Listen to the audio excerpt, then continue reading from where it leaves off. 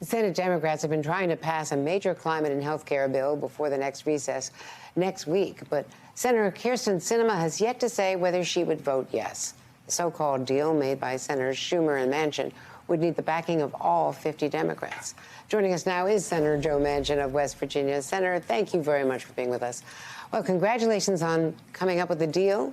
There's a lot in this package, which we can explore, yes. But have you spoken yet to your colleague, Senator Sinema? And can you shed any light on whether she's going to back it?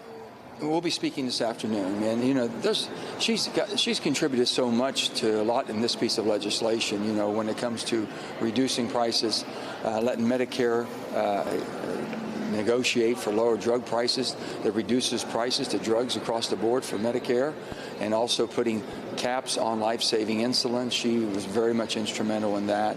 And so there's a lot of things in here she's worked on, and I would like to think that she will be very positive on the things that we've been able to do. And we're going to be talking this afternoon. So, you know, everyone makes their own mind up, and that's the responsibility of every senator.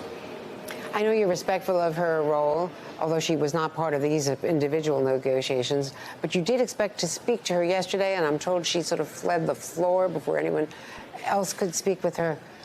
So after some votes, that was okay. No, I had to leave quick. I left quickly too, because we all have appointments. I understand that.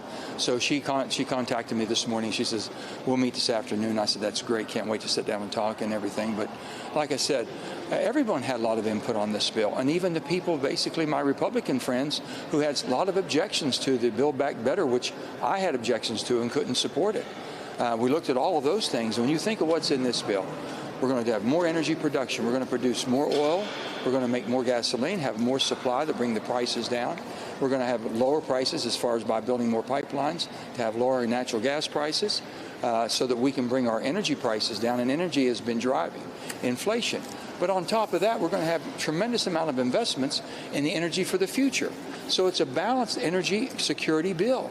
And what we've talked about, if you can pay down on your debt, $300 billion, if you can accelerate permitting so we can do things better and quicker and meet the market demands and the challenges we have, and if you can produce more energy, which is all of the things my Republican friends have wanted, it's in this bill. So we're hopeful that rather than playing politics, Andrea, people will just look at this. This is an American bill. It's not a Democrat bill or Republican bill.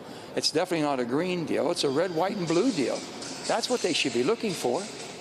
Well, that's a question for Senator Sinema, though. Do you expect that she will continue to oppose a key provision that would eliminate tax breaks for fund managers known as carried interest, the loophole that is allowing major corporations to get away without paying any taxes, not even the 15% minimum tax?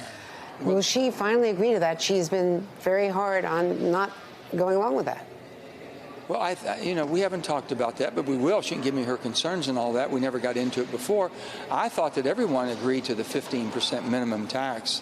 You know, we have 55% of the wealthiest corporations in America that pay zero.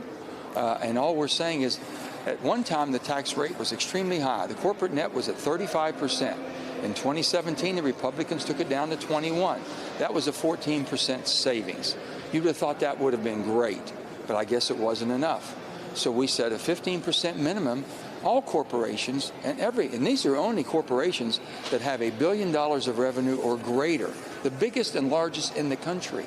And they enjoy the fruits of the protection of the military that we have, the rule of law, the ability they have to operate in a free society. Surely the goodness they should be supporting. And I would think that most people says, yeah, I'm paying 21%. Everyone I know in corporate world is paying 21%. How come they get away with not? That's all we've done. So we're not taxing anybody. We're just saying closing loophole and pay your fair share at 15%. And the rate's at 21%. Let me ask you to expand on something you were discussing with Chuck Todd on Meet the Press on Sunday, where you said you did not say whether you would back Democrats in the midterms, and you said you would decide based on individual candidates, I think. Would you support Joe Biden if he's on the ticket in 2024 as the Democratic president seeking re-election? Let me make it very, very clear. This is the most one of the most important pieces of legislation in my lifetime that we've ever done, to have energy security, to fight inflation, to help our geopolitical allies around the world. And you've worked with the Democratic White House on it. And that's exactly, and I'm working with it. I'm very appreciative. They are.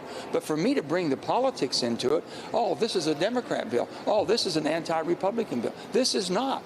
I'm not talking about the 2022 election and 2024. I have no control over those elections, and I'm not going to talk about them. That'll skew one of the greatest pieces of legislation, and I'm very appreciative that the president has seen it, he's approved it, he supports it.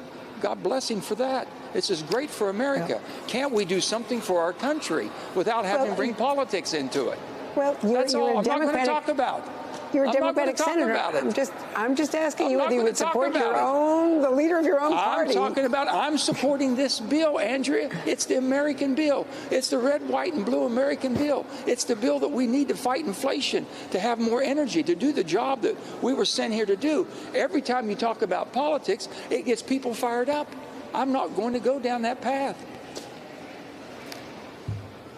I'm not fired up, Senator, but I appreciate the work you put in on the bill, and we can talk about how much inflation it would bring down and whether or not it would actually raise taxes on the middle class, which some analysis say would happen because those corporations would pass on their tax increases to middle-class consumers.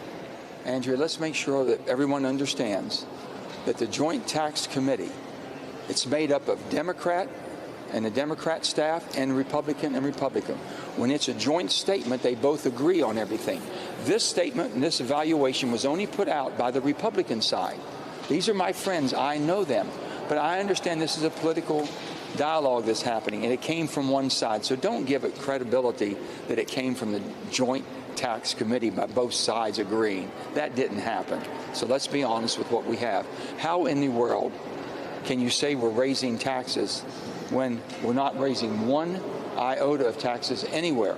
Not anywhere except we're making people, corporations of $1 billion of revenue every year, pay at least 15% to this great country.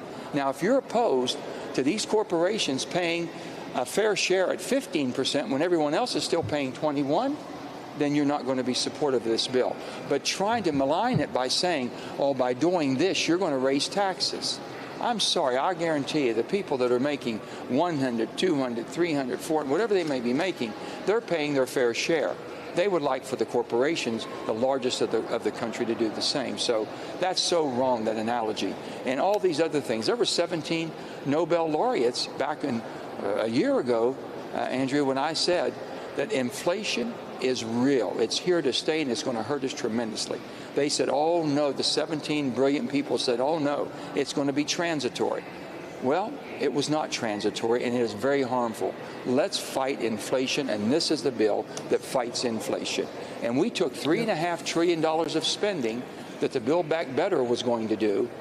Now we have a bill in front of us that gives us energy security, and we invest $400 billion to make sure that we can produce the energy we need today and invest in the energy we're going to need tomorrow.